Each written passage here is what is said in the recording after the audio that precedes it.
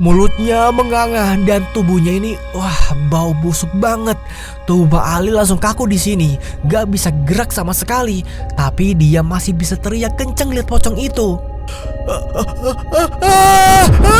Tapi nih karena gak kuat nih saking takutnya, Pak Ali pun akhirnya pingsan juga di situ. Brok, sosok pocong tinggi besar itu langsung ngeluarin napas ke tubuh Pak Ali yang udah terkapar di jalan. Dan besok paginya beberapa warga lewat jalan itu kaget ngelihat Pak Ali ini tergeletak di jalan. Itu Pak Husen. Tolong, tolong. Assalamualaikum warahmatullahi wabarakatuh. Selamat siang, sore, malam semuanya. Bagaimana nih kabar kalian? Semoga selalu dalam keadaan yang baik-baik saja ya. Seperti biasa, saya di sini hadir kembali untuk kalian semua untuk membawakan sebuah cerita horor untuk menemani aktivitas harian kalian. Sebelum kita masuk ke dalam ceritanya, seperti biasa, aku akan bacain komentar kalian terlebih dahulu ya yang sering absen di kolom komentar. Aku akan bacakan komentarnya nih. Ada Mama Noval, terima kasih Mama Noval dari Brebes ya sudah hadir. Dan juga ada Kak Ika Humaida dari Sidoarjo, makasih.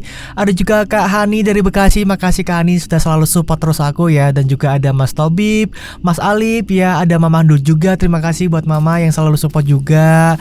Terus ada siapa lagi nih? Ada Bu Esther, makasih dari Jaksel, makasih Bu Esther sudah support selalu ya. Dan doanya makasih, semoga doanya juga berbalik ke Bu Esther ya, sehat selalu, rezekinya lancar. Dan juga ada Kak Yulianti ya, ada Kak Mega, makasih buat semuanya yang selalu komentar di setiap channel ini upload ya. Dan buat kalian nih yang belum komentar, belum absen, silakan dong di absen dulu ya, dengan namanya siapa dan dari mana kotanya, biar kita tuh kenal gitu. Kalau udah kenal kan enak ya, kita merasa deket gitu. So deket banget sih. Gak apa-apa. Oke, untuk di cerita kali ini ya, ada sebuah cerita yang lumayan serem nih. Jadi ceritanya itu sebenarnya tuh niatnya baik ya, cuma caranya aja yang salah gitu. Jadi ada sebuah keluarga nih yang terdiri dari kakek, anak, sama cucu gitu ya. Jadi ya mereka berhidup bertiga gitu. Dan keadaan mereka ini ya sangat memprihatinkan sih, kondisinya pas-pasan gitu. Dan seorang kakek ini pengen banget ngebahagiain anaknya sekaligus cucunya, hingga akhirnya dia gak peduliin dengan resikonya, gak peduliin dengan konsekuensinya. Dia rela tuh ngelakuin apa aja demi kebahagiaan anak dan cucunya ini, dan gak memperduliin nasib dirinya itu gimana ya.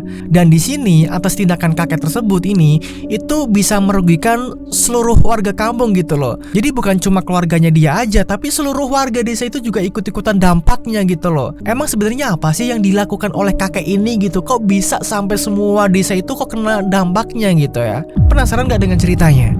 Kalau penasaran, kita langsung aja masuk ke dalam ceritanya. Bamet, nanti siang gali kuburan ya. Anak Pak Ijo meninggal, katanya habis kecelakaan, ujar salah satu seseorang kepada Mbah Slamet nih, si tukang gali kubur. Mbah Slamet cuma ngangguk terus langsung masuk rumah buat ambil cangkul tuh. Nah gak lama dia bergegas ke makam. Kopi yang masih ada di meja depan rumahnya ditinggal gitu aja. Begitu nyampe di pemakaman, udah ada beberapa orang keluarga yang nungguin sambil nunjukin lokasi buat digali tuh. Walau udah tua nih ya, Mbah Slamet masih kuat banget buat gali tanah tuh. Soalnya ini udah kerjaan dia dari dulu. Abis beres gali, Mbah Slamet duduk bentar nunggu jenazah datang buat dimakamkan. Dia sambil nyerupu teh yang dikasih sama pihak keluarga korban. Angin sepoi-sepoi lumayan bantu ngusir keringat yang ngucur abis gali tadi tuh. Dan gak lama mobil bak terbuka datang membawa jenazah. Setelah itu iring-iringan bawa jenazah ke liang lahat. Kayak biasa, Mbah Slamet turun ke kubur buat terima jenazahnya, dibantu sama keluarga korban. Jenazahnya ditaruh di liang lahat, dimiringkan, terus talinya dilepas. Abis itu semua pada naik dan makamnya ditutup lagi sama tanah. Nah, pemakaman pun selesai. Semua orang-orang pulang nih. Tersisa beberapa orang yang masih berdoa di situ. Dan salah satu keluarga korban nih ngasih amplop ke Mbah Slamet sebagai bayaran jasanya. Mbah, ini buat Mbah, makasih banyak ya. Iya, sama-sama Pak. Saya pamit pulang dulu ya. Silakan Mbah, hati-hati di jalan. Setelah ngucapin terima kasih dan turut berduka nih, Mbah Slamet langsung pulang naik sepeda ontelnya yang udah usang karena sering dipakai tuh. Di perjalanan, Mbah Slamet papasan sama warga yang seumuran. Terus dia nyapa, mau kemana? Ke sawah Mbak Slamet, biasa. Halah, kok baru berangkat jam segini? Iya tadi pulang dulu, dari pagi buta udah di sana. Ini baru balik lagi. Kirain udah berangkat. Baru abis gali kubur ya Bamet? Iya ini mau pulang. Ya udah, aku lanjut ke sawah dulu ya. Mereka pun berpisah. Mbak Slamet lanjut ke rumah, temannya ini ke sawah. Walaupun udah seumuran nih, Mbak Slamet sama tetangganya itu masih kuat kerja tuh. Padahal di umur segitu ya, harusnya emang udah santai-santai aja di rumah tuh. Begitu nyampe di rumah nih, Mbak Slamet nyari kopi yang tadi ditinggal. Ternyata udah diangkat sama anaknya, Nuni ini namanya nih. Dan gelasnya udah dicuci. Mbak Slamet masuk rumah, bersih-bersih badan, terus minta Nuni buat bikin kopi lagi. Nih, tolong bikinin kopi lagi ya. Gelas yang tadi udah dicuci ya? Iya pak, tadi ada semutnya, makanya aku cuci. Oh ya sudah gak apa-apa, bikinin kopi lagi ya. Bapak mau mandi dulu. Iya pak. Mbak Slamet jalan ke kamar mandi, sementara Nuni ke dapur buat bikinin kopi. Mbak Slamet ini emang cuma tinggal bareng sama Nuni dan cucunya ya, namanya Talita. Nuni ini udah janda teman-teman, diceraikan suaminya gara-gara selingkuh. Talita ini masih kelas 2 SD, sekolahnya deket rumah jadi ya gak ribet. Walaupun ekonomi mereka ini biasa aja gitu ya, Mbak Slamet sayang banget sama Nuni dan Talita. Nuni juga nyambi jualan cimol dan buka warung kecil di depan rumah. Nah gak lama setelah mandi nih, Mbak Slamet duduk lagi di teras. Nuni datang bawa kopi dan gorengan pisang yang baru digoreng. Ini pak kopinya, silakan diminum. Makasih ya Ni. Nuni duduk di samping Mbak Slamet tuh. Mereka akhirnya ngobrol santai. Ini dapat pisang dari mana nih? Itu pak di belakang rumah. Oh kirain beli. Beli pakai uang dari mana pak? Mbak Slamet cuma terdiam denger jawaban Nuni tuh. Terus dia menghela napas. Si Talita mana nih? Itu lagi main pak, palingan sama temennya. Emangnya dia gak sekolah? Berangkat tadi pak, tapi dibubarin. Lagi asik ngobrol nih kan, tiba-tiba ada pembeli yang datang. Nuni langsung bangkit buat ngelayan pembeli tuh. Gak lama Talita pun pulang main. Akhirnya Mbak Slamet main bareng Talita, sementara Nuni yang udah selesai ngelayanin pembeli pergi ke dapur buat masak siang. Karena tadi memang belum sempat masak gara-gara ada yang beli terus. Mbak Slamet dan Talita yang jaga jualannya tuh. Nah suatu hari nih, setelah Mbak Slamet dipanggil buat gali kubur lagi, ada warga tua yang meninggal. Assalamualaikum Mbah Met. Iya ada apa? Saya mau minta tolong galiin kubur buat kakek saya ya nanti sore. Oh iya ya, nanti saya kesana. Makasih ya Mbah. Setelah orang itu pergi, siang itu Mbak Slamet milih buat tidur siang, biar nanti sore ada tenaga buat gali kubur. Pas dia mau masuk rumah, Nuni nanya tuh, siapa pak yang datang tadi? Itu ada yang minta tolong gali kubur nanti sore. Bapak tidur dulu ya, nanti sore dibangunin habis asar. Jangan lupa. Iya pak. Mbak Slamet pun menuju ke kamar dan tidur siang tuh. Dan gak terasa sore hari tiba. Nuni yang lagi jaga dagangan di depan keinget tuh buat bangunin Mbak Slamet. Dia pun ke kamar. Lihat tuh Mbak Slamet yang tidurnya pulas banget. Dan di sini sebenarnya Nuni gak tega tuh buat bangunin Mbak Slamet. Pak, bangun pak. Iya nih. Udah mau asar pak, katanya mau gali kubur. Oh iya nih, bapak siap-siap dulu ya. Habis asar nih, Mbah Met langsung pergi ke kuburan pakai sepeda ontelnya tuh seperti biasa. Dan sampai di sana dia langsung mulai gali kuburan yang udah dikasih tanda sama keluarganya. Dengan semangat nih, Mbah Met gali tanahnya sampai keringetan parah gara-gara panas dan tenaganya terkuras tuh. Habis selesai gali, dia istirahat sambil minum teh yang udah disiapin. Gak lama kemudian, jenazah datang bareng para pelayat dan Mbah Met siap-siap ikut nguburin jenazahnya. Setelah pemakaman selesai nih, Mbak Slamet pun dibayar tuh. Ini mbah, tolong diterima. Makasih banyak ya. Iya pak, sama-sama. Saya pamit pulang dulu ya.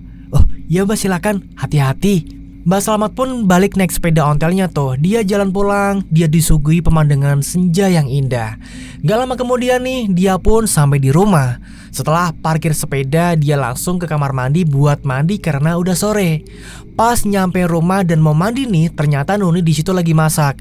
Aromanya ini wah harum banget tuh, bikin perutnya ini lapar. Kamu masak apa nih? Ini pak, tumis kangkung sama tempe goreng aja. Wah, sedep tuh nih, Bapak jadi lapar. Ya udah, Bapak sana mandi dulu. Nanti kita makan bareng kalau Bapak udah selesai mandi. Mbak Slamet pun buru-buru mandi tuh karena udah gerah banget. Dan habis mandi, dia ngeliat Thalita lagi nonton TV sambil mainan. Mereka pun makan bareng, Nuni dan Thalita, sambil nonton TV lawasnya tuh. Yuk makan yuk Nduk, kata Mbah Ahmad ke Thalita tuh. Iya Mbah. Nah pas lagi makan nih, Thalita tiba-tiba minta dibeliin sepeda baru karena teman-temannya udah pada punya. Mak, beliin aku sepeda baru ya. Teman-teman itu udah pada punya semua, aku doang yang belum. Iya, nanti ya nak, kalau mama udah punya uang lebih. Kamu yang sabar ya. Nanti kalau mama udah ada uang lebih, pasti mama beliin. Iya mak. Thalita nurut aja tuh. Memang ya, karena Thalita udah diajarin sabar sejak kecil. Walaupun sebenarnya Mbak Slamet dan Nuni gak tega tuh ngelihat Thalita yang gak bisa dapetin apa yang dia minta kayak anak-anak lainnya. Setelah makan nih, Thalita tiba-tiba lari ke kamar, ngambil tas dan sepatu yang udah bolong. Terus dia bilang dengan polosnya sambil senyum tuh, "Mak, lihat deh, tas aku udah putus satu selempangnya. Terus sepatunya ini juga bolong." Sabar ya nak, mama cari uang dulu biar kamu bisa beli tas baru dan sepatu baru ya. Iya mak, gak apa-apa kok. Aku cuma minta tolong jahitin lagi aja tasku, gak perlu diganti. Aku suka yang ini. Dan mendengar itu, Nuni di sini makin sedih tuh. Tapi Thalita lanjut makan ya. Sementara Nuni jadi gak mood tuh buat makan. Walau akhirnya ya dia habisin juga tuh makanan semuanya biar gak mubazir. Nah habis makan malam selesai nih, dan Thalita sibuk nonton TV, kartun Upin dan Ipin tuh, Mbak Slamet manggil Nuni buat masuk ke kamar. "Nih, sini nak." "Iya ada apa ya pak?" Gak lama nih Mbak Slamet ngeluarin kotak kayu yang udah kelihatan tua banget dari lemari, sambil kasih duit ke Nuni. Mungkin duitnya ini gak seberapa, tapi menurut dia itu udah cukup buat beli tas sama sepatu baru. "Ini nak, ambil buat beliin tas sama sepatunya Thalita." "Ah, gak usah pak, nanti aku bisa ngumpulin duit sendiri buat beli tas sama sepatunya Thalita. Aku gak mau ngerepotin bapak." "Bapak gak repot kok nak, udah ini ambil aja." Terima kasih banyak ya pak." "Sama-sama nak. Sekarang buka deh kotak itu." Nah pas buka kotak kayu itu, dia kaget banget nih. Kagetnya kenapa? Karena isinya ternyata kalung emas. Nuni bingung di sini. Maksudnya apa? Kalung emas? Ini punya siapa pak? Terus ini maksudnya gimana pak? "Itu kalung ibumu nak. Jual aja buat beli tas sama sepatu Thalita." Gak usah pak, ini kalung pernikahan bapak dan ibu dulu. Aku gak mau pak." Nuni ini sempat nolak tuh karena itu kalung pernikahan orang tuanya. Tapi Mbak Slamet tetap maksa dan bilang kalau istrinya masih hidup, dia juga pasti setuju ngejual kalung itu demi kebahagiaan cucunya. "Udah gak apa-apa nak, ambil aja dan jual. Bapak yakin kalau ibu masih ada, pasti dia juga bakal setuju ngejual kalung itu buat bahagiain cucunya." "Terima kasih banyak ya pak." Nuni pun akhirnya nangis dan meluk erat ayahnya sambil ngucapin terima kasih tuh. Setelah itu pada malamnya nih, Nuni sama Thalita udah tidur. Mbak Slamet duduk sendirian di teras sambil ngopi tuh. Rintikan hujan mulai turun, bikin suasana malam makin syahdu.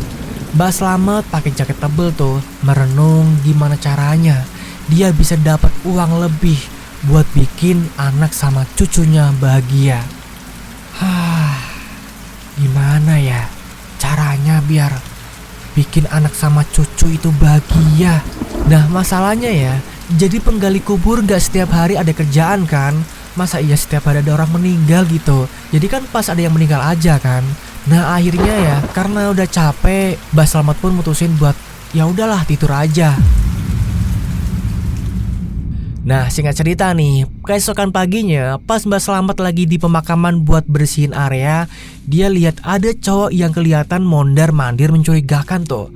Akhirnya Mbak Slamet pun nyamperin dia dan nanya, "Maaf mas, masnya nyari siapa ya?" Pria itu ternyata namanya Adi nih. Malah nanya balik tuh dia, "Maaf mbah, apa mbahnya tahu siapa penggali kubur di sini?" "Oh, kebetulan saya sendiri mas." "Wah, kebetulan banget mbah. Emangnya ada apa ya mas? Mau minta digaliin tanah buat makam?"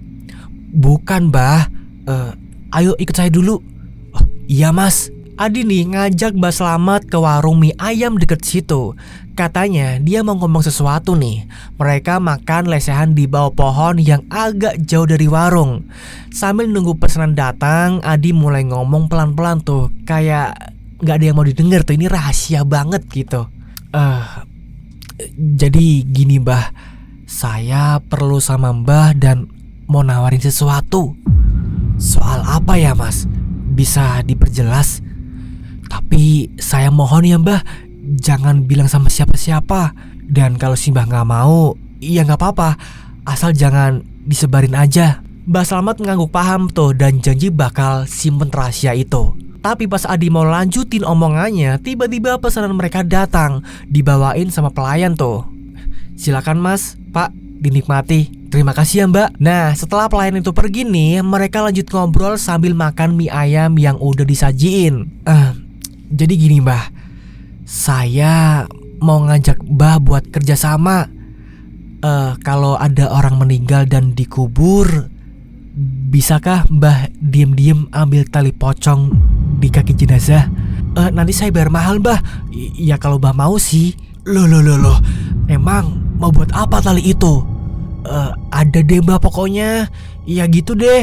Gimana mbah? Mau apa enggak kerja sama saya? Saya bayar per talinya 3,5 juta mbah." Nah di sini Mbak Slamet mikir tuh sejenak ya. Ini kesempatan besar tuh buat dia kan.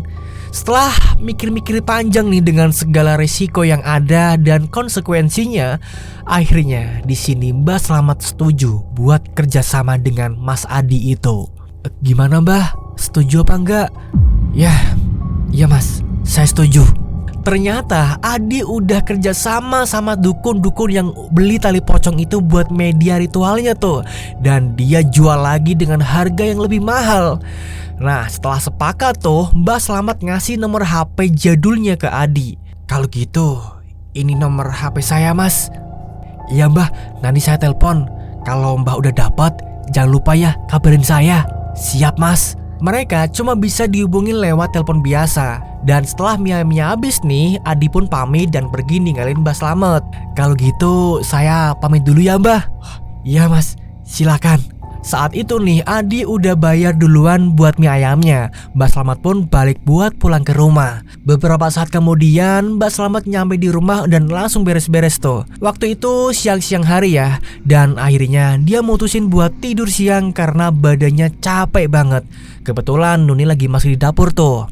Tapi Mbak Slamet gak makan siang nih. Soalnya dia udah kenyang tuh kan abis makan mie ayam bareng Adi tadi. "Pak, gak makan dulu ini?" "Enggak nih, Bapak udah kenyang." "Kenyang makan apa pak?" Tadi makan ubi sama ngopi di warung nih." "Duh bapak ini, kalau mau makan siang jangan makan di warung. Kan udah aku masakin." "Iya nih, maaf ya. Nanti bangun tidur bapak pasti makan kok. Soalnya nanti juga lapar."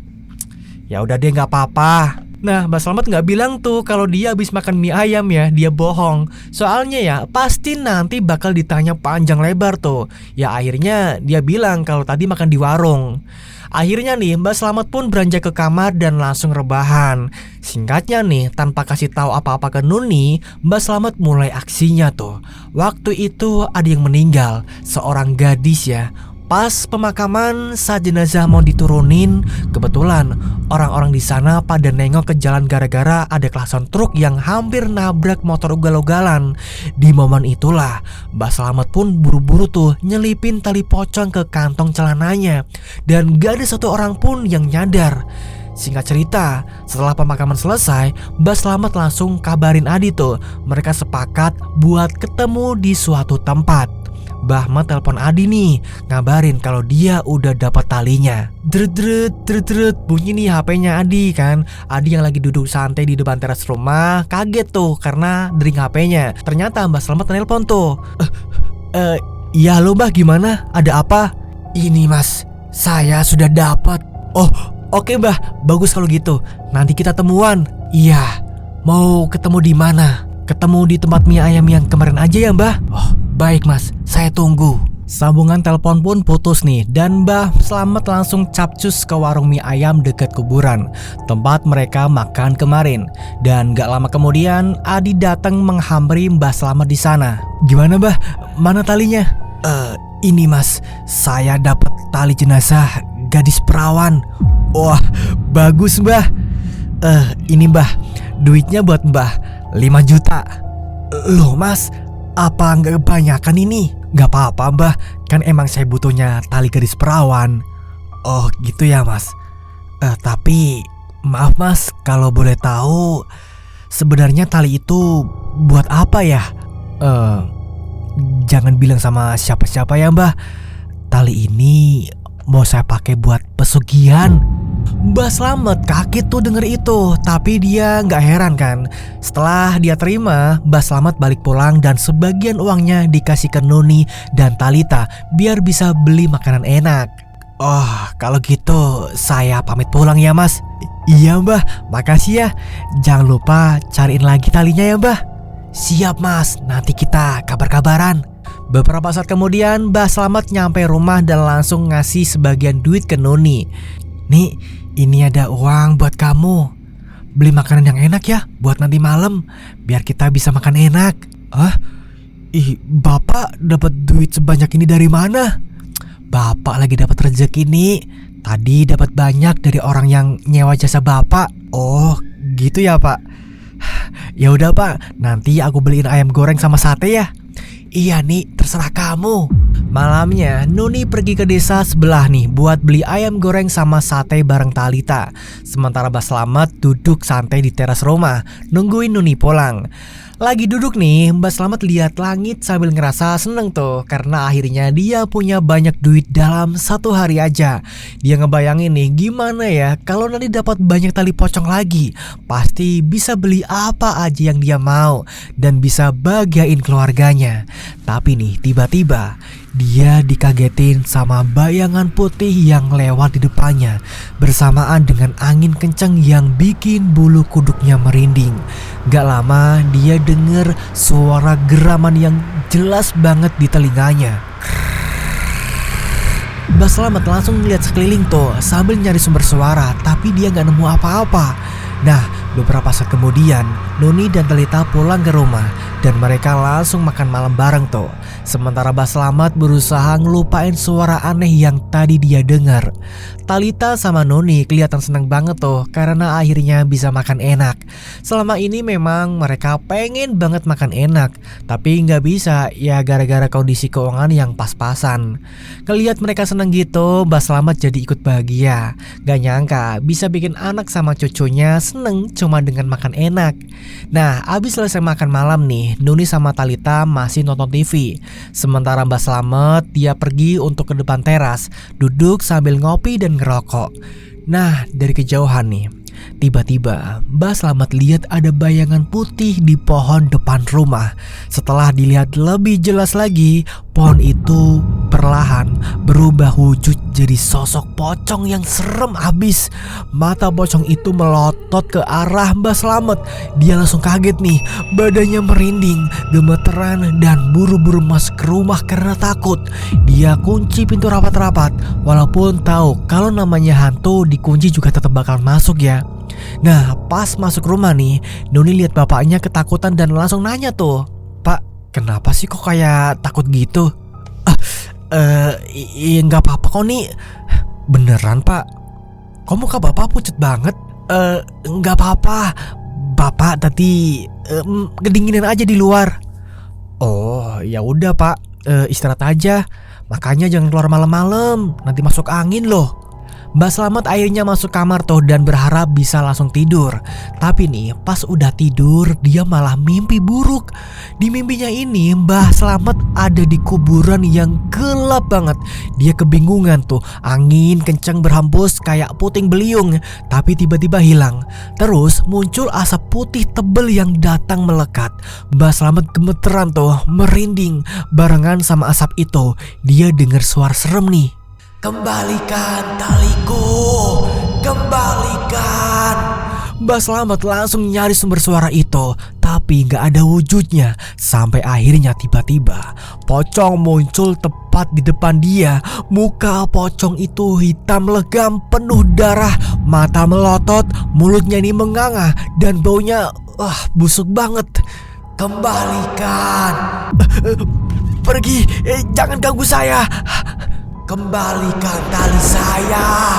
Mbah Slamet yang ketakutan langsung mundur tuh, berusaha kabur dia. Tapi pocong itu makin deket, makin ngejar dia. Dan akhirnya kejebruk. Mbah Slamet jatuh tersungkur, tersandung gundukan tanah makam. Dia langsung kebangun dari tidurnya dengan napas yang tersengal-sengal tuh.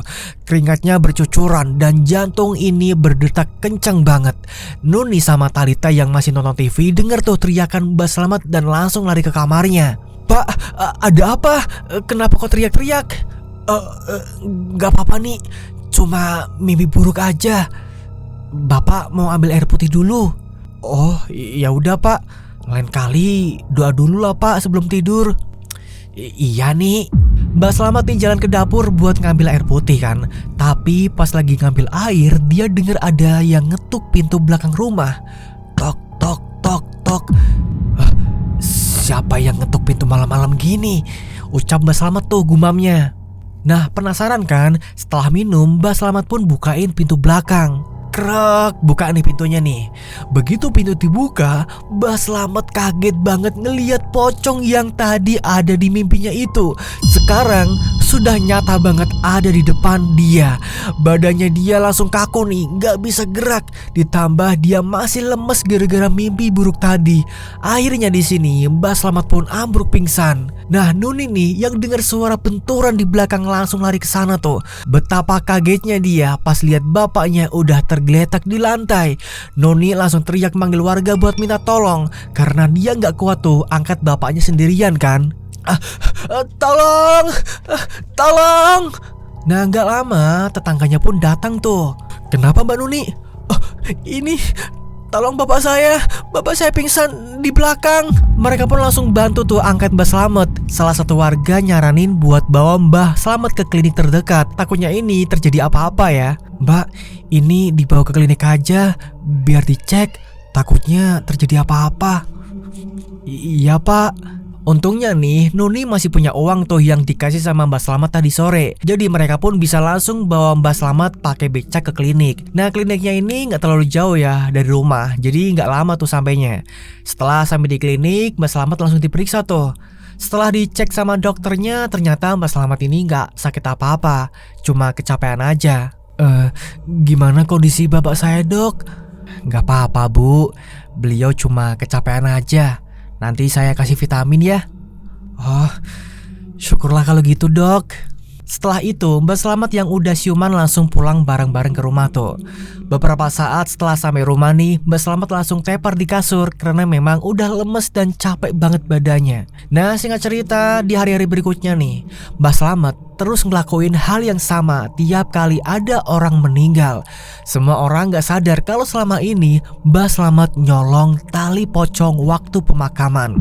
Mbah Slamet dapat duit banyak tuh dari harga-harga yang ditentukan sama Adi. Dengan itu dia bisa bikin anak dan cucunya seneng.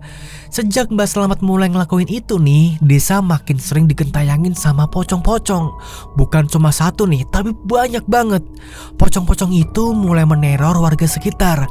Tapi seringnya yang paling kena teror itu Mbah Slamet. Walaupun takut nih, Mbah Slamet berusaha untuk cuek aja tuh, nggak peduli. Nah, di sisi lain nih, warga desa juga kena berbagai macam teror. Ada yang pulang kerja malam-malam, ada juga yang lagi jalan keluar pas malam, dan mereka semua ditampakin pocong yang minta talinya dikembaliin. Nah, suatu malam nih, Malam itu banyak bapak-bapak lagi pada kumpul buat ngeronda sambil main catur dan nonton TV. Mereka awalnya santai-santai aja, asik main catur gitu. Tapi tiba-tiba ada angin kenceng yang bikin suasana jadi makin serem. Kok dingin banget ya bapak-bapak? Iya nih, bener. Untungnya saya bawa sarung. Lalu tiba-tiba aja nih mereka mencium bau yang sangat busuk banget. Bapak-bapak pada nyium bau busuk gak ya? Iya bener. Bau apa nih? Paling tikus diselokan. Mereka mencoba nyuekin bau itu dan lanjut main catur bareng. Tapi beberapa saat kemudian mereka dikagetin sama suara geraman yang serak yang gede banget. Sontak dong mereka langsung nyari sumber suara itu. Tapi mereka gak nemuin apa-apa. Rasa merinding ini semakin menjadi-jadi tuh. Tapi mereka berusaha usir rasa takut dengan ngobrol, bercanda sambil ngopi. Dan gak kerasa malam makin larut. Akhirnya bapak-bapak itu mutusin buat pulang karena udah ngantuk. Mereka pada pulang ke rumah masing-masing. Di sini ada seorang bapak-bapak ya, kita sebut saja Pak Ali nih. Pak Ali ini jalan sendirian tuh, ngelewatin jalan yang sepi dan gelap. Tiba-tiba dia dikejutkan sama bayangan putih yang melintas bareng hembusan angin kenceng. Pak Ali langsung merinding tuh dan mempercepat langkahnya. Tapi tiba-tiba dia dengar suara langkah kaki di belakangnya, kayak ada yang ngikutin gitu. Srek, srek, srek. Pak Ali pun nengok ke belakang tuh, penasaran banget kan. Dan pas dia nengok, betapa terkejutnya dia lihat sosok pocong tinggi besar yang super serem banget. Matanya ini merah menyala, mulutnya menganga, dan tubuhnya ini bau busuk banget. Tubuh Pak Ali langsung kaku di sini, gak bisa gerak sama sekali. Tapi dia masih bisa teriak kenceng lihat pocong itu. Tapi nih karena nggak kuat nih saking takutnya, Pak Ali pun akhirnya pingsan juga di situ. Brok, sosok pocong tinggi besar itu langsung ngeluarin napas ke tubuh Pak Ali yang udah terkapar di jalan. Dan besok paginya beberapa warga lewat jalan itu kaget ngelihat Pak Ali ini tergeletak di jalan. Itu Pak Husen, tolong, tolong. Warga langsung ngebopong tubuh Pak Ali ke rumahnya. Sampai di rumah istrinya terkejut banget ngelihat Pak Ali udah gak berdaya. Dan pas dicek ternyata Pak Ali udah tidak bernyawa. Istrinya pun nangis histeris di sini. Gak nyangka suaminya meninggal dengan cara yang tragis. Dan singkat ceritanya nih, pada malam berikutnya ada salah satu warga yang mau ke warung buat beli sesuatu. Nah pas di jalan tiba-tiba dia nyium bau busuk yang nyengat banget. Bareng sama itu dia juga ngerasain hembusan angin kenceng yang bikin merinding. Tapi pas pulang dari warung, ibu itu tiba-tiba dengar suara langkah kaki di belakangnya. Serak, serak, serak. Dia pun diam sejenak nih. Suara itu mendadak hilang. Tapi pas dia nengok ke belakang, betapa terkejutnya dia ngelihat ada pocong yang berdiri di belakangnya. Ibu itu langsung kaku, nggak bisa gerak sama sekali. Sampai akhirnya dia pun ambruk pingsan di jalan. Untungnya di sini beberapa saat kemudian ada warga lain yang lihat dan langsung nolongin dia. Tapi sebelum itu ya, warga tersebut teriak minta tolong karena nggak kuat buat angkat ibu itu sendirian. Tolong! Tolong! Gak lama kemudian warga langsung pada datang tuh nolongin ibu itu buat dibawa pulang ke rumahnya. Pas nyampe rumah suaminya kaget lihat istrinya yang udah pingsan itu. Suaminya ini buru-buru tuh nyoba nyadarin istrinya yang masih gak sadarkan diri. Setelah beberapa saat, akhirnya ibu itu bangun dari pingsannya, terus langsung dikasih air putih biar tenang. Warga yang ikut nolongin pada bingung tuh karena nemu ibu itu pingsan di jalan gitu aja. Mereka ini curiga ya, kayaknya ini ulah pocong yang lagi ngamuk nih. Dan besok malamnya nih ada kejadian lagi. Tapi kali ini yang kena anak kecil. Bocil ini keluyuran sendirian malam-malam sekitar jam 9. Padahal udah sepi banget. Dia muter-muter nyari temen tuh. Padahal ya semua temennya udah pada tidur. Dia keliling sana sini tapi gak nemu siapa-siapa. Dan tiba-tiba nih dia ngerasa dingin sama merinding tuh karena ada angin kenceng lewat. Terus dia lihat bayangan putih. Gak lama, dia dikagetin sama suara yang manggil namanya dari belakang. Pas dia noleh nih, dia kaget banget karena dia ngelihat ada pocong serem dengan muka hitam legam dan baunya busuk banget. Teriak si bocil itu. Tetangganya yang dengar teriakannya langsung kaget dan buru-buru nyari sumber suara. Tapi pas mereka sampai, bocil itu udah tergeletak di jalanan dengan kepala berdarah karena terbentur aspal. Warga yang nemuin bocil itu langsung bawa dia ke rumah sakit buat dicek kondisinya. Kebetulan yang bawa itu tahu orang tuanya, jadi mereka langsung hubungin buat datang ke rumah sakit. Bocil itu akhirnya dirawat beberapa hari di sana. Nah, puncaknya nih ya, singkat ceritanya aja nih biar cepet. Beberapa bulan kemudian ya, ada warga yang udah resah akhirnya mutusin buat manggil Ustadz tuh. Namanya Ustadz Anto. Suatu malam nih, Ustadz Anto didatengin dari desa lain. Mereka bermusyawarah bareng beberapa warga desa. Tapi Mbak Slamet nih ya nggak tahu soal ini nih. Dan bener aja, Ustadz Anto ngerasain ada energi negatif di desa itu.